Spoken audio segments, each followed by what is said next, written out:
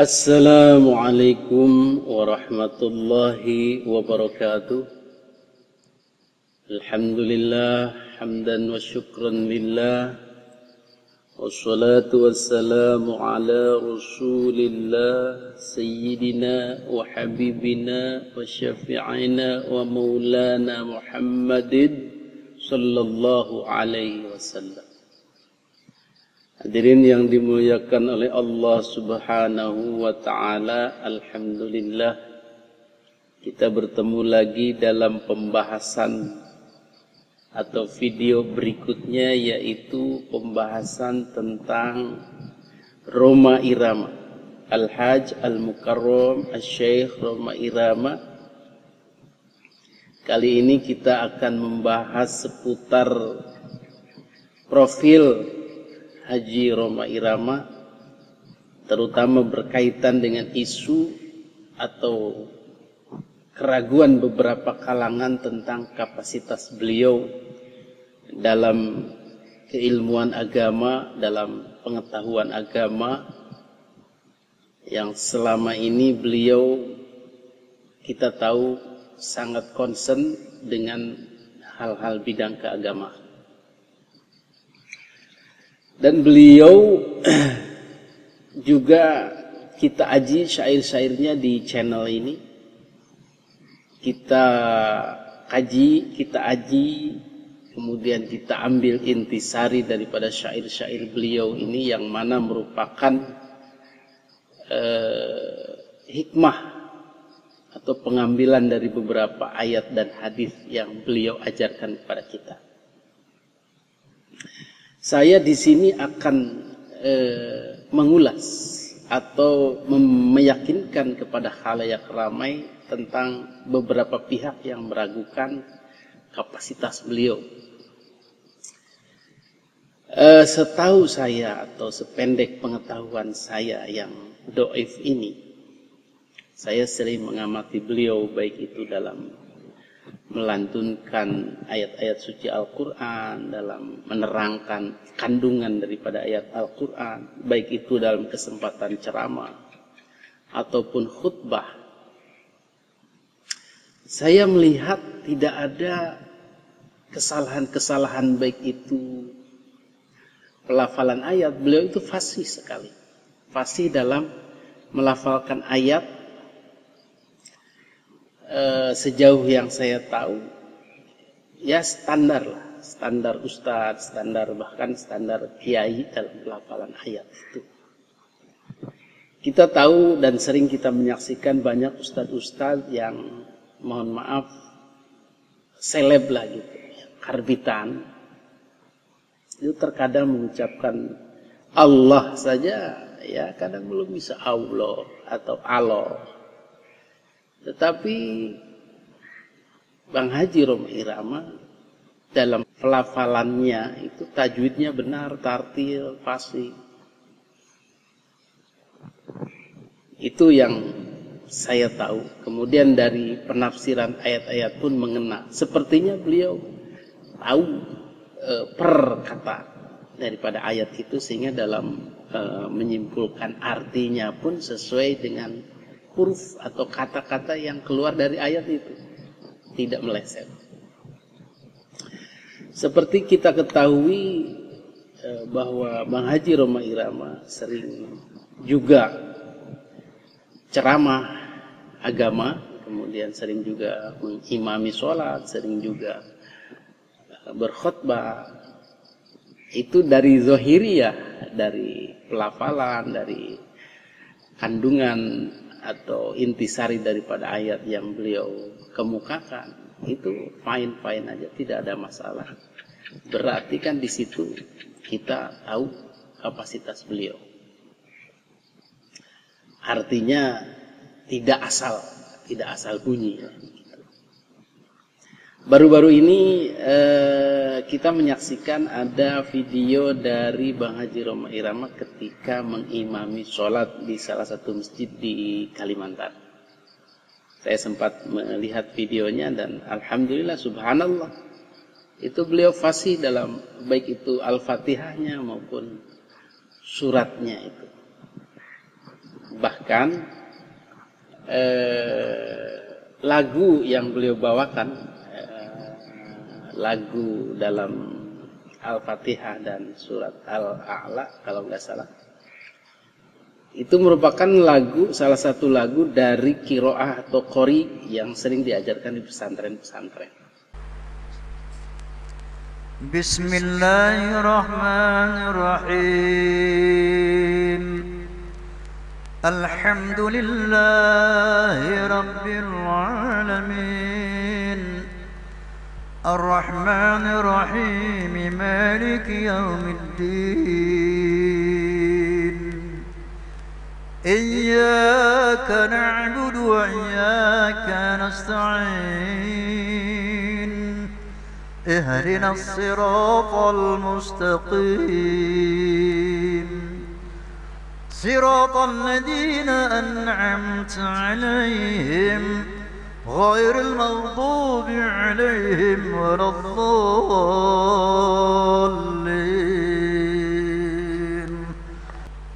بسم الله الرحمن الرحيم.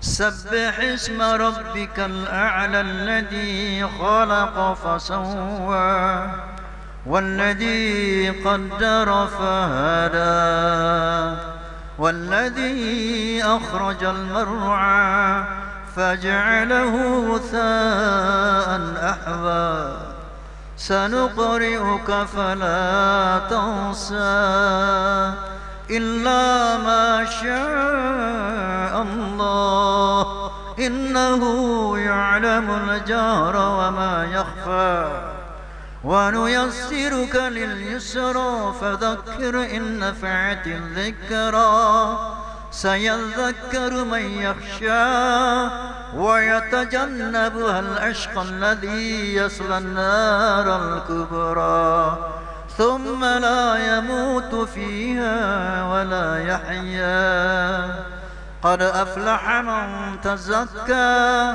وذكر اسم ربه فصلى بل تؤثرون الحياة الدنيا والآخرة خير وأبقى إن هذا لفي الصحف الأولى صحف إبراهيم وموسى. Sepertinya ini adalah lagu Nahawan. Bismillahirrahmanirrahim. Alhamdulillahi rabbil alamin. Ar-Rahmanir Rahim. Dan seterusnya. Beliau bermain atau berirama di sekitaran Nahawan itu. Dan beliau cocok dengan lagu yang selama ini dipelajari. Karena beliau juga adalah seorang musisi yang mempunyai ton atau nada-nada di luar nada-nada Quran tadi. Nahawan, Ros, Jiharka, Soba, Bayati. Maka di dalam pelantunan ini, terutama yang kita lihat dalam video ini, ada juga terkemasukan unsur-unsur dangdutnya atau unsur-unsur Melayunya. Bismillahirrahmanirrahim. Alhamdulillahi rabbil alamin. Ar-Rahmanir Rahim. Maliki yaumiddin.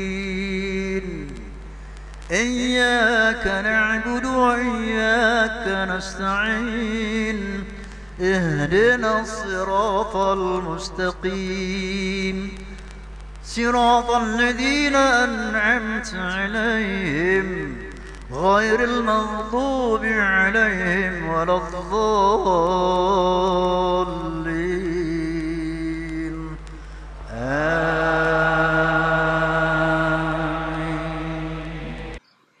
Itu mungkin automatically terbawa atau memang disengaja oleh beliau untuk memodifikasi tarikan-tarikan suaranya, terutama di bagian akhir ya. Bismillahirrahmanirrahim.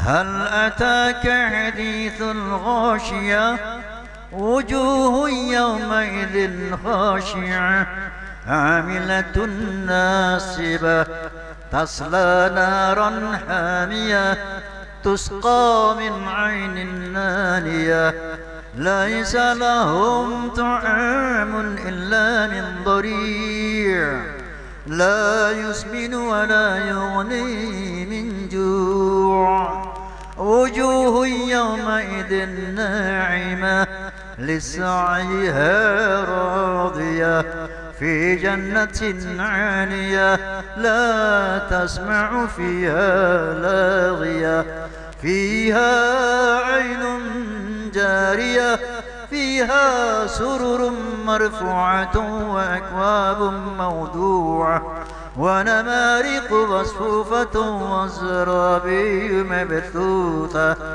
أفلا ينظرون إلى الإبل كيف خلقت وإلى السماء كيف رفعت وإلى الجبال كيف نصبت وإلى الأرض كيف سطحت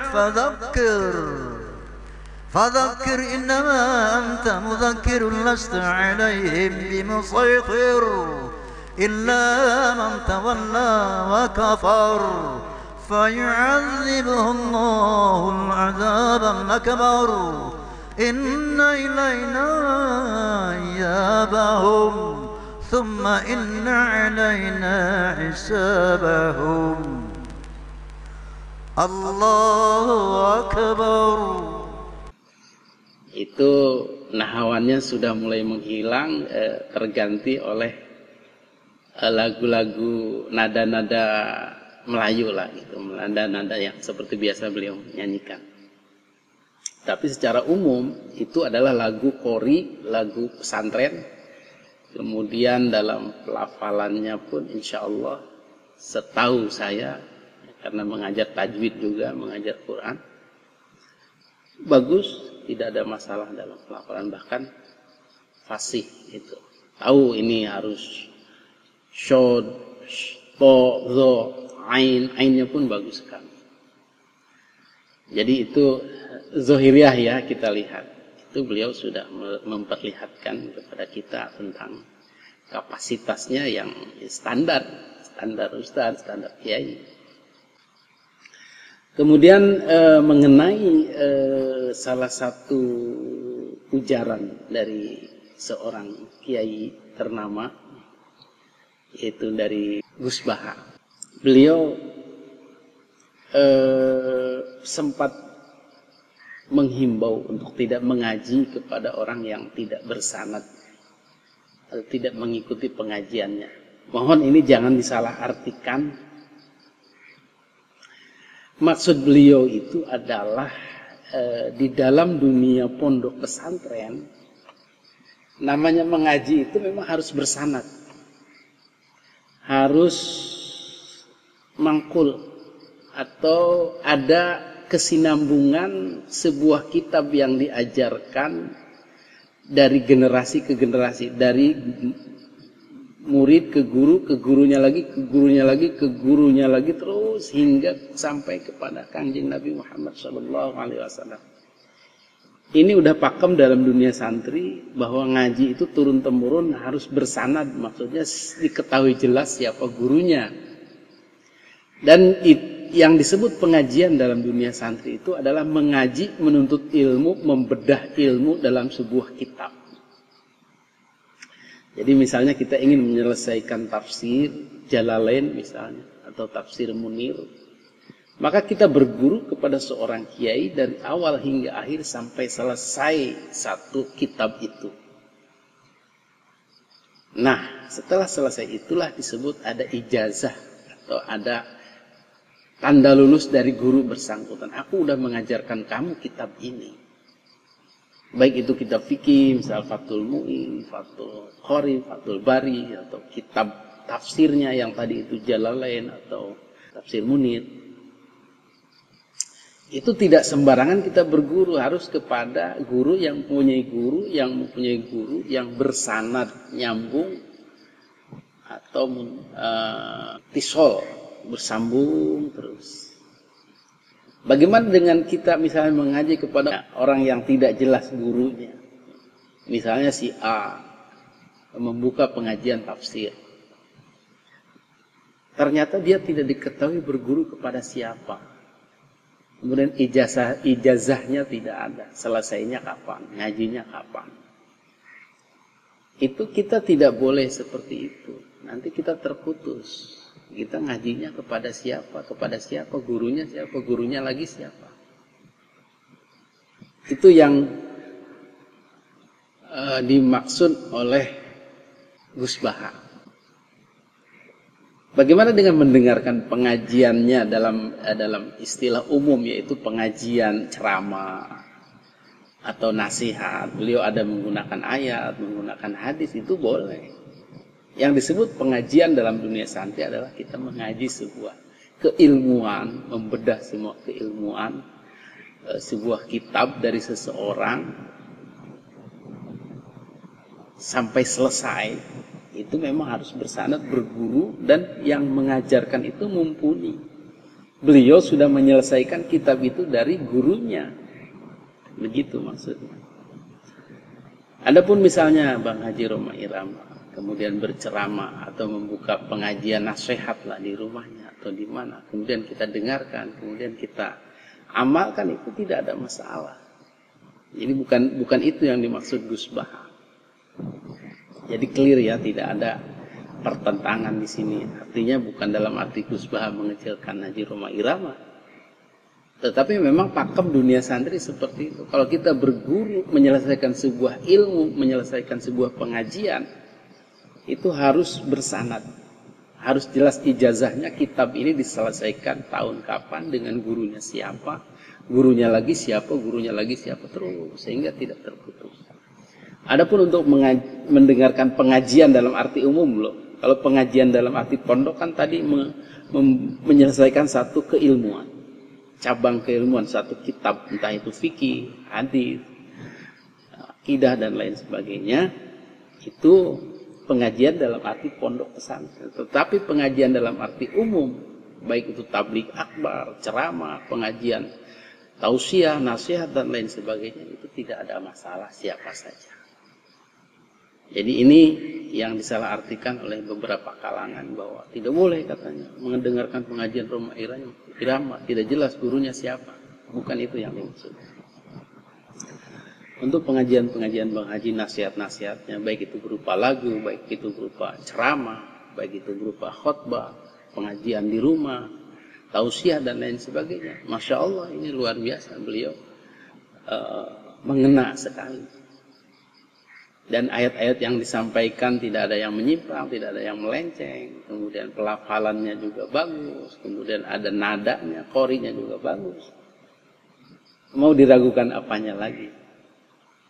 Adapun untuk berguru suatu kitab tertentu, memang sepertinya beliau tidak ke sana, tidak menyelesaikan satu kitab tafsir misalnya, kemudian Roma Irama membuka pengajian tafsir, membuka pengajian hikam dan lain sebagainya tanpa ada guru. Nah, nggak mungkin. Beliau tidak mungkin seperti itu.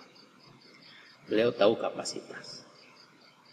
Kalau merasa memang tidak pernah mengijazahkan atau menyelesaikan suatu keilmuan, beliau tidak akan membuka majelis ilmu seperti kiai atau santri yang di dunia pondok pesantren. Demikian yang bisa saya ulas atau dari profil Bang Haji Roma Irama, dan itulah saya berani menyatakan bahwa kapasitas beliau alhamdulillah mumpuni atau standar lah. Bagaimana dengan penerapan atau akhlak misalnya? Ya, beliau tidak ada masalah dengan akhlak yang beliau selama ini perlihatkan. Ada orang menyoroti di bagian poligaminya. Itu poligami yang beliau lakukan adalah halal. Kemudian ada juga yang menyoroti masa lalu dengan film-filmnya yang ikhtilat apa dan seterusnya. Beliau sebenarnya menjaga itu hanya acting dan waktu itu memang ada perubahan orang berubah gitu. Mungkin waktu itu beliau belum 100%, baru beberapa persen. Kemudian semakin kesini semakin menjaga, semakin kesini semakin belajar, semakin kesini semakin berubah. Maka itulah kita berikan apresiasi. Apalagi sekarang alhamdulillah Bang Haji Roma Irama akan membuka pondok pesantren, perguruan tinggi Roma Irama Center itu kita apresiasi. Dari segi penerapan sehari-hari akhlak beliau insya Allah. Untuk politik, ya, karena politik itu kan perbedaannya. Banyak orang yang terjebak ke dalam polarisasi atau menilai benar salah itu lewat politik itu tidak bisa. Kebetulan banyak diantaranya sikap-sikap politik Haji Roma Irama yang bertentangan dengan pemerintah misalnya. Itu kan demokrasi, kata beliau sendiri demokrasi itu harus beda. Maka untuk sikap politik ya wajar lah untuk berbeda itu, tidak dalam arti mendegradasi keimanan seseorang atau keilmuan atau keagamaan seseorang. Jadi clear untuk masalah Haji Roma Irama yang bergelut dalam keislaman, yang mulai menekuni dunia keislaman, dunia pondok pesantren, ceramah, khutbah, imam. Insya Allah menurut saya yang doif ini, yang bodoh ini, beliau mumpuni lah secara zahiriyah, mumpuni untuk sebuah ceramah, untuk sebuah khutbah, untuk sebuah pengimaman atau mengimami. Karena dilihat dari kefasihan, kemudian dilihat dari pengetahuan tentang ayat dan hadis, ya tidak ada masalah, tidak ada kerancuan. Bahkan kita sering mentolerir ustadz-ustadz yang seleb tadi, yang masih acak-acakan dalam ayat, masih acak-acakan dalam pemaknaan, masih acak-acakan dalam pelafalan tadi itu. Nah, kita sering kadang mengapresiasi berlebih, memanggil ustaz, bahkan memanggil kiai atau orang-orang alim ulama dan lain sebagainya. Bang Haji Roma Irama tidak, belum pernah saya dengar istilahnya dipanggil ustaz, ceramah kemana-mana, kiai haji gitu kan. Ya Roma Irama aja kebanyakan. Demikian ulasan tentang beliau ini. Mudah-mudahan apa yang saya ungkapkan ini benar, dan mudah-mudahan bisa memberikan pengertian kepada khalayak ramai bahwasanya